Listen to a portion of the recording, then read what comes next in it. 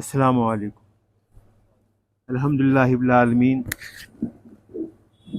الصلاۃ والسلام علی سید المرسلین وعلی آلہ اجمعین، اما بعد فاعوذ باللہ من الشیطان الرجیم، بسم اللہ الرحمن الرحیم۔ قل لا اسألکم علیہ اجرا الا المودۃ فی القربى، صدق اللہ العلی العظیم وصدق رسول النبی الکریم، نحن علی ذلک من الشاہدین وشاکرین۔ درود شریف پڑھیں، اللہم صلی اللہ علیہ وسلم محمد وعلی آلہ وسلم محمد۔ مطمئن رہتا ہے دل اس کام کے انجام سے جس کا میں آغاز کرتا ہوں خدا کے نام سے۔ حضور خاتم النبیین ختم المرسلین رحمت للعالمین احمد مجتبیٰ محمد مصطفیٰ صلی اللہ علیہ وآلہ وسلم، مولا کائنات مالکنی سے نساء العالمین مولا حسن مولا حسین، تمام شہدائے کربلا کی بارگاہ میں ایک بار اور ہدیہ درود شریف پیش فرمائے، اللہم صلی اللہ علیہ وسلم۔ زیارت کا دن ہے۔ آج کی مناسبت سے ہم وہ واقعات جو مولا حسین کی شہادت کے بعد پیش آئے اور جو اہل بیت اطہار نے تکالیف مصیبتیں برداشت کی، اس ضمن میں کچھ روشنی ڈالنے کی سعادت حاصل کریں گے تو ناممکن ہے کہ ایک لمحہ جو انہوں نے گزارا مولا حسین کی شہادت کے بعد، اس کا احاطہ کرنا انسانی بس کے باہر ہے۔ لاکھ انسان اپنے آنسو بہائے، لاکھ روئے، لاکھ نوحے لکھے، لاکھ مرثیے لکھے، کوئی غم مولا حسین کا حق ادا نہیں کر سکتا، ناممکن بات ہے۔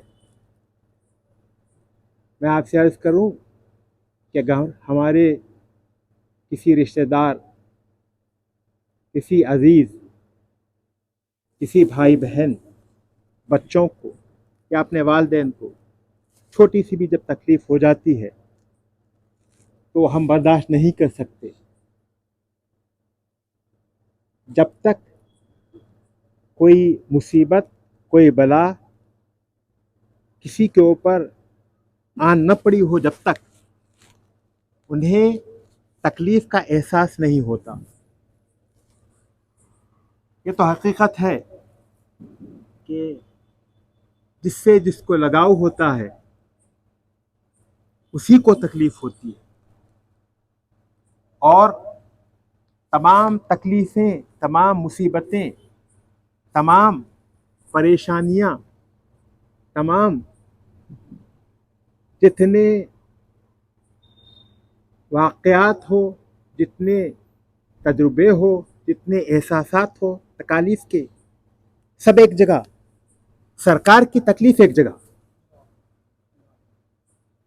حضور پاک صلی اللہ علیہ وسلم نے مولا حسین کی شہادت سے پہلے ہی جب شہادت کی خبر سن لی تو آپ نے جو آنسو بہائے، ان آنسوؤں کی قیمت قیامت تک کے کوئی مسلمان ادا نہیں کر سکتا، ناممکن بات ہے۔ ہاں، جو اہل بیت اطہار ہیں وہ سمجھ سکتے ہیں کہ یہ کیا تکلیف ہے۔ اکثر لوگ، حال ہی میں نے کہا تھا، کہتے ہیں کہ 1400 سال پہلے کوئی واقعہ ہو گیا، اب آج بھی آپ اس کو یاد کر کر رو رہے ہیں۔ میں آپ سے عرض کروں، ہماری جو تہذیب و تمدن ہے اسلامی، وہ پیوست ہے تاریخ میں۔ تاریخ سے مسلمانوں کو اگر جدا کر دیا جائے تو پھر اسلام باقی نہیں رہے گا۔ میرے پیر و مرشد اپنی تقریر میں ارشاد فرماتے تھے کہ اتنے پیچھے چلو جاؤ کہ 1400 سال پہلے سرکار کی بارگاہ میں حاضر ہو جاؤ اور تم اسی وقت میں جیو، یہی تمہاری زندگی ہے۔ جتنی کوششیں ہیں ہر ایک کی، وہ کوششوں کے پیچھے یہی बात आया है कि हम सरकार पाक सल्लल्लाहु अलैहि वसल्लम, हुजूर पाक सल्लल्लाहु अलैहि वसल्लम ने जो महसूस किया, सरकार पाक सल्लल्लाहु अलैहि वसल्लम ने जो हमें बतलाया, सरकार पाक सल्लल्लाहु अलैहि वसल्लम ने जिस रास्ते पर हमें गामजन किया, हमें उसी को अपनाना है और उसी में हमारी फलाह व फौज है, कामयाबी है। अगर मौला हुसैन उस हक़ व बातिल के मारके में जिस तरीके से दूसरे लोगों ने बातिल को, अमन को कायम रखने के लिए कबूल कर लिया, अगर मौला हुसैन भी कर लेते तो आप यकीन जानिए आज इस्लाम जो आपको दिखता है, जो चंद लोगों के पास रह गया है, वो भी नजर नहीं आता। मैंने हाल ही में बात कही थी, उसे दोहराकर आगे बढ़ जाऊं। देखिए, फिक्री तौर पर मैं उस शख्सियत से बिल्कुल ही इत्तेफाक नहीं करता जिनका नाम सैयद अबुल अला मौदूदी है। कोई फिक्र हमारी उनसे मिलती ही नहीं, मगर एक बात उन्होंने जो की बहुत काबिल गौर। जब लोगों ने कहा कि मौला हुसैन ने क्यों बैत नहीं की, तब सबों ने कर लिया। अब्दुल्ला इब्न अब्बास, सबसे बड़े मुहद्दिस हज़रत अब्दुल्ला इब्न उमर, हज़रत अब्दुल्ला इब्न ज़ुबैर, और ख़ुद आपके बहन भाई चचेरे भाई हज़रत अब्दुल्ला इब्न जाफ़र, एक से एक हस्तियां हैं, एक से एक सहाबा मौजूद हैं। सबों ने जब उसे मान लिया, क्योंकि चाहते थे कि शर दबा रहे, आसानी से मरहला निकल जाए। तो ये लोग जब कहते हैं कि जब उन्होंने मान लिया, और बहुत सारे जिन असहाब का मैंने अभी जिक्र किया है, वो कोशिश भी की है मौला हुसैन के साथ कि आप कबूल कर लीजिए, छोड़ दीजिए, अपने आप को परेशानी में मत डालिए। अगर मैं आपसे अर्ज करूं कि मौला हुसैन ने नहीं माना, क्योंकि इसलिए नहीं माना, किनका घर था वो, दीन किनका, इस्लाम किनका। जिस घर में दीन उतरा, जिस गोद में वो पले बढ़े, और जिससे उन्हें ये सनद मिली कि जन्नत के तुम मालिक हो, तो कैसा देख सकते थे कि कोई उनके नाना जान के दीन के साथ खिलवाड़ करे। तो ये जो जुमला है, मैंने पहले भी कहा था, अमन को कायम रखने के लिए बातिल का साथ नहीं दिया जा सकता। मौला हुसैन ने वही बतलाया कि मैं बातिल का साथ नहीं दूंगा। उससे पहले ये बात अर्ज कर दूं, जो जुमला कह रहा था अबुल अला मौदूदी का, उन्होंने लिखा है तारीख़ खिलाफत व मुलूकियत में, एक बात उन्होंने ये कह दी, कहा कि लोग पूछते हैं कि जब सबों ने कर लिया था तो मौला हुसैन ने क्यों बैत नहीं की। तो उन्होंने एक सवाल किया, और क्या प्यारा सवाल किया। उन्होंने कहा कि जब मौला हुसैन ने नहीं की तो सबने क्यों की। सवाल ये नहीं है, सवाल ये है जब इमाम हुसैन ने नहीं की तो दूसरों ने क्यों की। बहुत गौर तलब बात है। आज आप वो लोग जिनके बारे में बेशुमार अहादीस है कि ये इस्लाम के साथ खिलवाड़ करेंगे, ये मेरे मेंबर पर जब बैठेंगे तो ये तबाह कर देंगे, बे इंतहा अहादीस, क्या गिनाऊं मैं। आज उन्हीं की तरफदारी में एक फौज की फौज उठ गई है। कौन हो तुम लोग, आखिर किसके बतलाए हुए रास्ते पर चल रहे हो। क्या गद्दारी है सरकार पाक सल्लल्लाहु अलैहि वसल्लम के साथ।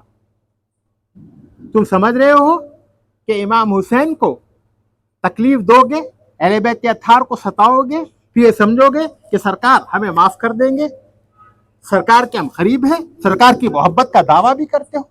अरे मैं आपसे एक सवाल करता हूं, आपके किसी बच्चे को किसी ने तकलीफ दी, उम्र भर वो बच्चा याद रहता है किसने आपके बच्चे को सताया है।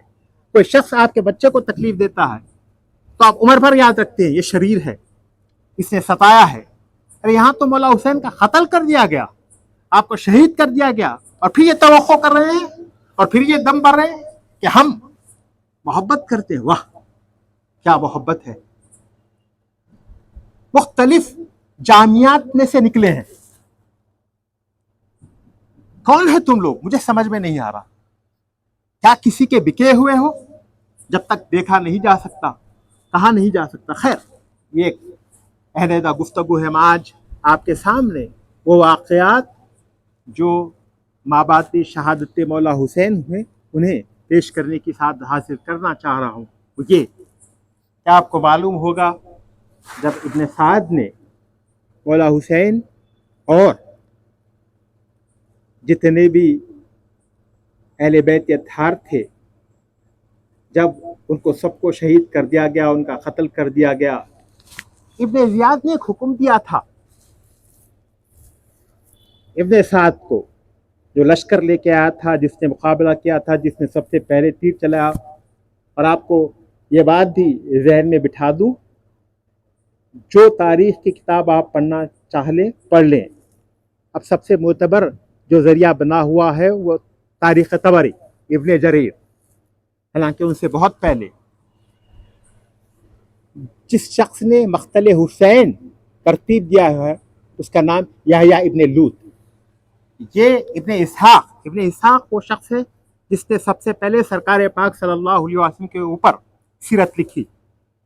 اس سے پہلے مقتل حسین لکھ دیا گیا تھا اور ان کا انتقال ابن اسحاق سے پہلے ہوا. اسی بات کو مد نظر رکھتے ہوئے میں کہہ رہا ہوں کہ مقتل حسین جو کتاب انہوں نے ترتیب دی تھی یحییٰ ابن لوط نے، انہوں نے ابن اسحاق سے پہلے، سیرت ابن اسحاق سے پہلے انہوں نے لکھ دی تھی. یہاں یہ عرض کر دوں میں کہ ابن سعد کو ابن زیاد نے کہا تھا میں نے قسم کھائی ہے کہ جب امام حسین کو شہید کر دیا جائے گا، وہ لفظ شہید تو استعمال نہیں کرتے، میں ادب کی وجہ سے کر رہا ہوں، کہ میں چاہتا ہوں کہ ان کے جسم پر گھوڑوں کو دوڑا دوں. میں تمہیں حکم دیتا ہوں کہ جب انہیں قتل کر دو گے تو ان کے اوپر سے گھوڑوں کو دوڑاؤ اور انہیں رندواؤ. 10 لوگ جو وہاں پر تھے، ابن سعد نے انہیں کہا کہ یہ اپنے امیر کی قسم کو پوری کرو. کیا لوگ ہیں، سمجھ میں نہیں. تو بہرحال یہاں یہ عرض کر دوں کہ جب مولا حسین کے اوپر گھوڑوں کو دوڑایا گیا، ظاہر ہے جسم اطہر پر کچھ نہیں تھا، اور سب سے پہلا کام جو کیا گیا، آپ کے سر اقدس کو جدا کیا گیا. سنان ابن انس اس نے سر کو جدا کیا. وہ سر کو دیا خولی ابن یزید کو، انتہائی جنگلی قسم کا شخص، اسے دیا. کہا کہ ابن سعد کے پاس جاؤ. یہ ابن سعد وہیں پر تھا. کہا کہ فوراً اب کوفے کو نکلو. اب ظاہر ہے کوفہ وہاں سے کافی دور ہے کربلا سے. اب یہ پہنچے تک رات ہو گئی تھی. کل میں نے اس کی تفصیلات رکھی. اب خولی سر اقدس کو لے کر اپنے گھر میں آیا. وہاں پر کوفے میں اس کا گھر تھا. اس کی 2 بیویاں تھیں، ایک نوار جو بنو اسد سے تعلق رکھتی تھی، ایک بیوی کندہ کی تھی. یہ بنو اسد کی جو بیوی تھی نوار، اس کے پاس رکا. اس نے پوچھا کہ کیا لایا ہو؟ کہا کہ میں دنیا کی سب سے قیمتی چیز لایا ہوں، نواز رسول کے سر کو لے کے آؤں. اس نے کہا تف ہے تجھ پر، کیا کہہ رہا ہے، میں تو تیرے ساتھ زندگی نہیں گزار سکتی. فوراً اس کمرے میں گئی جہاں پر مولا حسین کے سر اقدس کو رکھا گیا تھا ایک برتن میں. تو کیا دیکھتی ہے کہ آسمان سے ایک عمود، ایک لکیر ہے نور کی جو مولا کے سر تک آ رہی ہے. اور اس نے خود کہا کہ میں سفید پرندوں کو اڑتا ہوا دیکھا. پھر بنو اسد کی چند لوگوں کو بلائی، سب نے آہو بکا کیا، سب نے رویا. اب یہاں پر کربلا میں جو عالم ہو رہا ہے میں آپ کو سناؤں.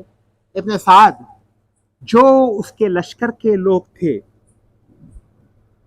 مورخین نے لکھا 88 آدمی تھے جنہیں قتل کیا گیا. بنو ہاشم نے مارا یا مولا حسین کے ساتھ جو بھی تھے انہوں نے ختم کیا تھا. مورخین یہ بھی لکھتے ہیں کہ وثوق کے ساتھ نہیں کہا جا سکتا، جتنے بنو ہاشم کے اور مولا حسین کے قافلے کے لوگ تھے ان کے تو نام ہم نے درج کیے ہیں، 72 لوگ تھے. لیکن کتنے ابن سعد یزید کی فوج میں مارے گئے اس کا کوئی اندازہ نہیں لگا سکتا، لیکن 88 لوگوں کی انہوں نے بات کہی ہے۔ ابن سعد نے ان سب کا، ان کی نماز جنازہ پڑھائی، ان کی تدفین کی۔ یہ بھی عجیب معاملہ ہے، اہل بیت رسول بنو ہاشم کے 18 جوان، امام حسن کے 7 صاحبزادے، مولا حسین کے 2 صاحبزادے، مولا کائنات کے 5 صاحبزادے، حضرت عقیل کے پوری، حضرت مسلم تو پہلے شہید ہو گئے تھے، پورے کے پورے لڑکے، پورا خاندانی ختم ہو گیا مولا حسین کے اوپر، وہ یہ سب، اور جتنے آپ کے اصحاب تھے سب کے سب جو ہے ان کی لاشیں پڑی ہوئی ہیں۔ ابن سعد نے حکم دیا کہ ان کے جسموں سے ان کے گلوں کو جدا کیا جائے، اور وہ 4 اشخاص، عمر بن حجاج، شمر ذی الجوشن، ان کے ساتھ یہ پورے سروں کو روانہ کیا گیا کوفے کی طرف، اور تمام بیبیاں تھیں، اور ظاہر ہے مالکنی سیدہ بی بی زینب، اس وقت آپ نے جو امام حسین کو اور اپنے گھر والوں کو دیکھا، جو آپ نے رویا، جو آہو بکا آپ نے کی، وہ تو ہم آپ کے سامنے پیش ہی نہیں کر سکتے، پڑھا ہی نہیں جاتا، کیا پیش کریں گے؟ جو آپ کے جملے، جس طریقے سے آپ نے سرکار کو پکارا ہے، اور ابن جریر نے لکھا اسے، وا محمدہ گھر کا حال دیکھ لے، آپ نے کہا آپ کے شہزادے، آپ کے فرزند، ان کے اعضاء بکھرے پڑے ہیں، یہ آپ نے کہا۔ بہرحال یہ قافلہ نکلا کوفے کی جانب، ابن سعد اور سب کے سب چلے، سروں پر، سب نیزوں پر سب کے سر، جتنے لوگ تھے، لاشوں کو تو یوں ہی چھوڑ دیا، جتنے جسم تھے اہل بیت اطہار کے اور اصحاب مولا حسین کے، سب پڑے رہے۔ وہاں ایک قریب میں غزریہ نامی قصبہ، جہاں پر امام حسین رکنا چاہتے تھے، وہاں بنو اسد کا قبیلہ تھا، وہاں کی عورتیں آئی۔ آپ نے بارہا میرے پیر و مجھ سے بھی سنا کہ اس زمین کو مولا حسین نے خرید لیا تھا۔ اسی زمین میں آپ نے ان بنو اسد کی خواتین کو بلا کر یہ کہا تھا کہ جب ہم قتل ہو جائیں گے، ہم شہید ہو جائیں گے، تو ہمارے جسموں کو یہاں پر تدفین کر دینا، اور وہ عورتوں نے تدفین کیا تھا۔ جہاں تک امام حسین کا جسم اقدس کی بات ہے، وہ بہت ساری روایتیں ہیں کہ حضرت امام زین العابدین خود جب واپس آئے، آپ ہی نے اسے یک جگہ کیا، اور آپ سر کو بھی واپس لائے تھے مولا حسین کے شام سے۔ ساتھ ہی آپ نے تدفین کی سلسلے میں بہت سارے اختلافات ہیں، بعضوں نے کہا کہ مدینے میں رکھا ہے، بعضوں نے کہا کہ دمشق وہیں پر رکھا ہے، بعضوں نے کہا کہ مصر میں رکھا ہے، بعضوں نے کہا کہ ہر جگہ کچھ نہ کچھ تبرکات ہیں، لیکن یہ روایت ہی مضبوط و صحیح معلوم ہوتی ہیں۔ جہاں پر آج ذریعہ شریف ہے مولا حسین کی، وہیں پر آپ کے سر اقدس کو امام زین العابدین نے رکھا۔ انشاءاللہ تعالیٰ پھر کبھی اس کی تفصیلات میں آپ کے سامنے رکھوں گا، 2-4 جملے عرض کرتے ہوئے کلام کو سمیٹوں۔ یہاں اب یہ تمام کی تمام خواتین گئیں، ابن سعد اپنی کامیابی کا ڈنکا بجاتے ہوئے، اور آپ سے عرض کر دوں یہ رشتہ داری بھی ہے، سرکار پاک صلی اللہ علیہ وسلم سے دور کی رشتہ داری بھی، ایسا نہیں۔ ان کے والد جو تھے حضرت سعد بن ابی وقاص، یہ بہت مشہور ہیں، یہ بہت بڑے صحابی، ان سے بہت ساری چیزیں منسوب ہیں، یہاں تک کہ اسلام میں سب سے پہلے تیر چلانے والے آپ ہی کو کہا گیا ہے۔ ابھی جنگ بدر ہونے سے پہلے 6-7 چھوٹے چھوٹے معرکے ہو چکے تھے، اس میں آپ نے حصہ لیا تھا، اور یہ وہی شخص ہے جسے معاویہ ابن ابو سفیان نے کہا تھا کہ کیا بات ہے، تم علی کے اوپر سب و شتم نہیں کرتے علیہ السلام، کیوں؟ چونکہ انہوں نے یہ سسٹم بنا لیا تھا، بنو امیہ نے، جو بھی گورنر جہاں پر بھی ہے وہ جمعے میں مولا کائنات کے اوپر لعنت بھیجنا، یہ ان کا پورا شیوا رہا ہے۔ یہ حضرت سعد سے امیر شام نے کہا تھا، اب کہہ کہ امیر شامی امیر بھی لگا دیا گیا ہے، یہ جو بھی تھے بہرحال، جب انہوں نے کہا کہ کیوں نہیں کہتے، کہا کہ میں ہرگز کبھی मौला कायनात हज़रत अली मुर्तज़ा के ख़िलाफ़ कभी नहीं बोलूँगा। क्यों? मुझे ऐसी बातें मालूम है, मैंने सरकार पाक सल्लल्लाहु अलैहि वसल्लम से ऐसी चीज़ें उनकी अज़मत के बारे में सुनी है, चाहे कुछ हो जाए कभी मैं उनसे उनके ताल्लुक़ से एक लफ्ज़ अपनी ज़बान से नहीं निकालूंगा। मुझे मालूम है कि जब सब ख़्वाहां थे सरकार पाक सल्लल्लाहु अलैहि वसल्लम की साहिबजादी के, अल्लाह के रसूल ने अपनी साहिबजादी का हाथ अली के हाथ में दिया। इससे बढ़कर तुरे इफ्तिखार क्या होना है? मैं कैसे उनके ख़िलाफ़ कुछ करूँ? दूसरी बात कहा कि मुझे खैबर का दिन याद है जब सब इस बात पर कोशा थे, क्योंकि अल्लाह के रसूल ने इरशाद फरमाया था, कल मैं लिवा, कल मैं रायत उसको दूंगा जो अल्लाह और उसके रसूल को बहुत चाहता है, और अल्लाह उसके रसूल भी उसे बहुत चाहते हैं। और हज़रत अली को बुलाया और रायत दी। तो जिसे अल्लाह और उसका रसूल चाहे मैं उसके खिलाफ कैसा कहूँगा? तो इन्हीं के साहिबजादे थे। लेकिन हुकूमत, माल, दौलत ये ऐसी चीज़ है अच्छे अच्छों को बेच डालती है। तो अब इन्हें लालच ये थी कि रे, अब आजकल रे वो जो है ईरान में आता है, रे की हुकूमत की लालच थी। इसमें इन्होंने किसी का लिहाज नहीं कहा। इनके खानदान वाले दूसरों ने भी कहा था कि देखो चाहे कुछ हो जाओ इमाम हुसैन के खिलाफ न जाना, लेकिन सुना नहीं। जब इन्होंने कहा कि दूसरों को चुन लो, मुझे क्यों चुन रहे? अब ज़ियाद से इसने कहा, इब्न ज़ियाद ने कहा, फिर हमें जो तुम्हें अपॉइंटमेंट लेटर दिया है, जो तुम्हें तकर्रुरनामा दिया हो, तकर्रुरनामा वापस करो। ये हुकूमत नहीं छोड़ना चाहते थे, इसी वजह से इन्होंने ये हरकत की। बहरहाल, तो अब ये तमाम काफिला जब कूफे में आया, कूफे में पहुंचा, तो कूफे में शायद ही कोई घर होगा जिसकी छतों पर लोग न होंगे और जो रो नहीं रहे होंगे। हर एक शख्स रो रहा था, तमाम ख़वातीन सब रो रहे हैं। तो मौला इमाम ज़ैनुल आबिदीन का कौल बहुत मशहूर है, बाद मुवक्किन ने उसे नकल किया है। बीबी ज़ैनब, इमाम ज़ैनुल आबिदीन और जितने भी छोटे बच्चे थे, इमाम हसन के एक दो साहिबजादे भी जो बहुत ही कम उम्र थे, सब जब दाखिल हो रहे थे और हर तरफ से रोने की आवाज़ आ रही थी, तो इमाम ज़ैनुल आबिदीन ने एक तरफ नज़र दौड़ाई और कहा कि रे, ये तो हम सब पर रो रहे हैं, फिर हमारे कातिल कौन है? ये सब हमारे साथ हमारे गम में शरीक हैं, तो फिर हमारे कातिल कौन है? यही लोग। मैं आपसे अर्ज़ करूं कि जब यजीद के ये गवर्नर वाली इब्न ज़ियाद के दरबार में जब तमाम काफिले को लाया गया, अहले बैत अत्हार को, वो जो बदतमीजियाँ उसने करनी थी वो की। एक रिवायत बहुत मशहूर है कि हज़रत मौला हुसैन के सर को उसके सामने रखा था, छड़ी लिया और आपके दांतों को छेड़ रहा था। हज़रत ज़ैद इब्न अरक़म वहाँ पर मौजूद थे। उन्होंने कहा, रोक, मैंने सरकार पाक सल्लल्लाहु अलैहि वसल्लम को उस होठों को, उस दांतों को चूमते हुए देखा है, तू छड़ी हटा। तब उसने कहा, अगर तू बूढ़ा न होता तो मैं तुझे ख़त्म कर देता। उसने कहा कि आज अरब जलील हो गए, हज़रत ज़ैद इब्न, आज इसके बाद ये कभी सुरखरू नहीं होंगे। ये गुलाम का बेटा ये अरबों के ऊपर हुकूमत कर रहा है, शरीफों के ऊपर कमीने हुकूमत कर रहे हैं। ये जुमले हैं हज़रत ज़ैद इब्न अरक़म के, और कहते हुए चले गए। मिनो अन, ऐसा ही वाक़या यजीद के दरबार में भी पेश आया। ये पूरा का पूरा काफिला था, इसी तरीके से छेड़ रहा था।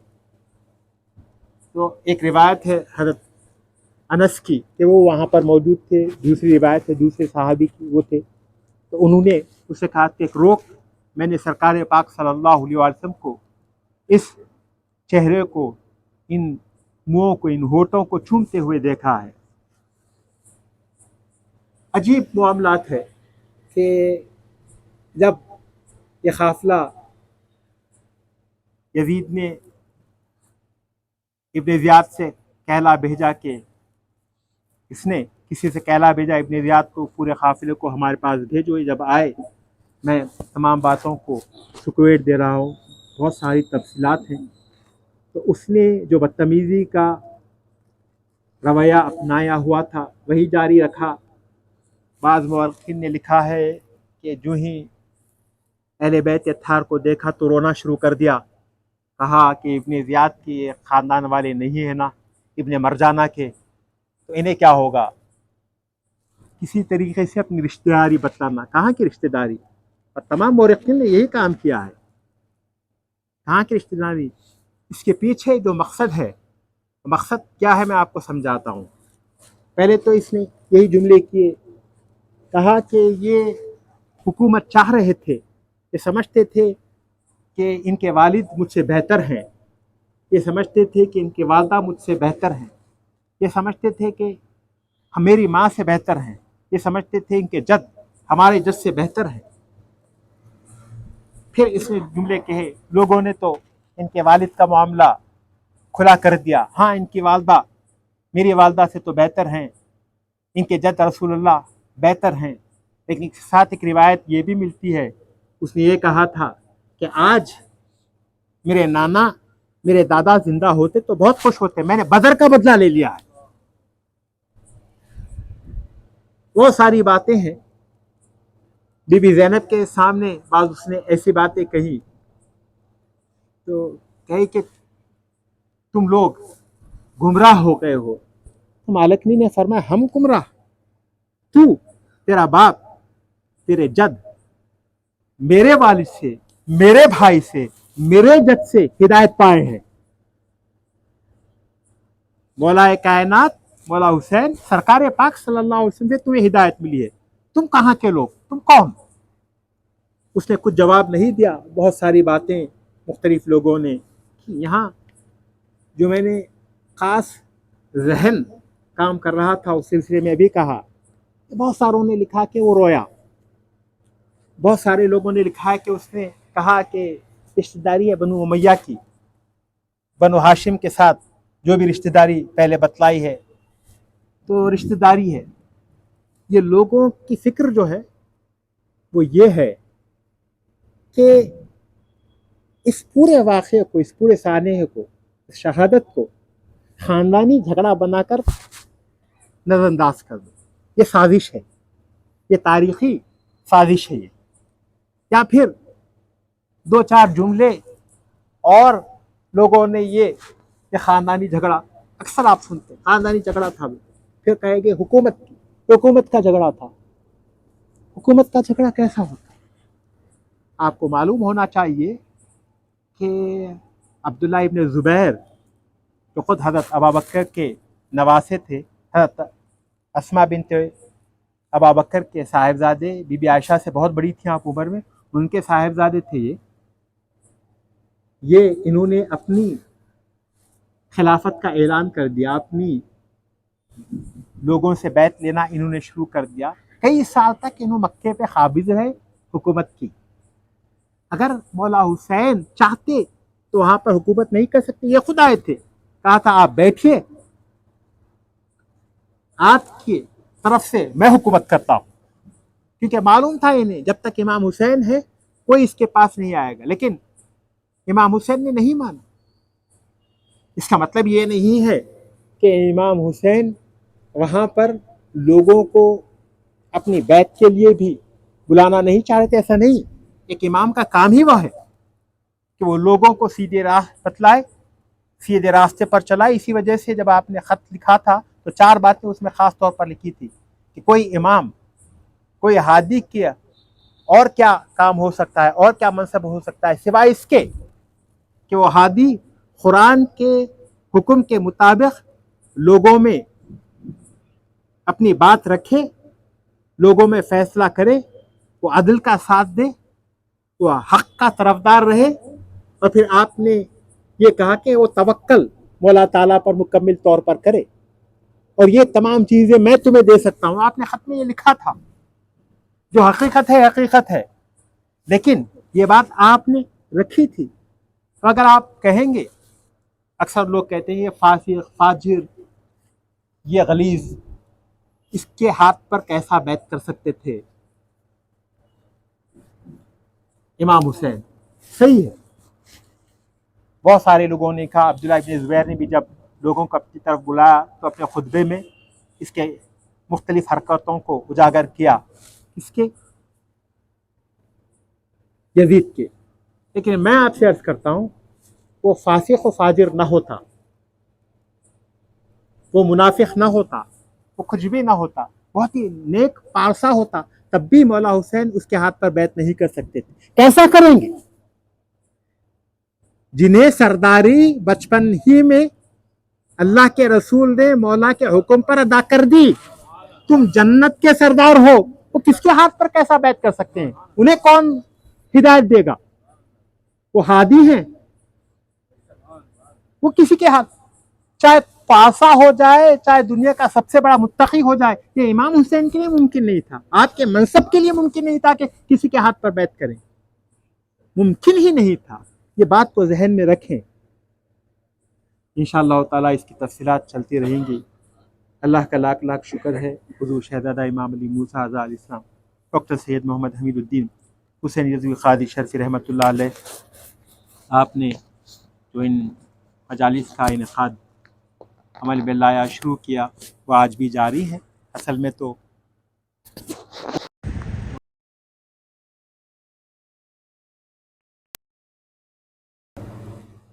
مجالس ہی کا اہتمام کسی نہ کسی انداز سے کرتے رہے. دو جملے حضور شاہ شرفی کی بارگاہ میں عرض کرتے ہوئے اور آپ کا جو رویہ تھا مولا حسین کی شہادت کی دنوں میں، اس کو آپ کے سامنے پیش کرتے ہوئے کلام کو سمیٹوں. وہ یہ کہ 40 دن تک آپ برہنہ پیر رہتے تھے، کبھی تخت پہ نہیں بیٹھا. محرم میں 40 دن تک آپ گوشت نہیں کھاتے تھے. بچوں کو ہمارے خاندان میں اوپر سلایا نہیں جاتا تھا 40 دن تک. اور شاہ شرفی کا یہ عمل سب میں مشہور ہے کہ 10 محرم کے دن آپ اپنے پورے گھر کو لٹا دیتے تھے. یہ فرماتے ہوئے جب ہمارے آقا کا گھر لٹ چکا ہے ہمارے پاس کوئی چیز کیسے رہ سکتی ہے. یہ شاہ شرفی کا طریقہ تھا. تو جب ہم اپنے آپ کو کمپیئر کرتے ہیں تو بالکل ان کے مقام تک پہنچنا ہمیں ایسا محسوس ہوتا ہے کہ ناممکن ہے. حالات کی وجہ سے مختلف جو چیزیں ہو گئی ہیں. بہرحال اللہ رب العزت ہم سب کا خاتمہ اہل بیت کی محبت میں کرے اور کل بروز حشر تمام اہل بیت کے ساتھ مولا حسین کے ساتھ سرکار پاک صلی اللہ علیہ وسلم کے ساتھ اٹھائے. یہی ہماری ہمیں یقین بھی ہے کہ ہمیں یہ پورا یقین ہے کہ ہم ان کے غلام ہیں جو جنت کے سردار ہیں. صدق اللہ العلی العظیم و صدق رسول اللہ.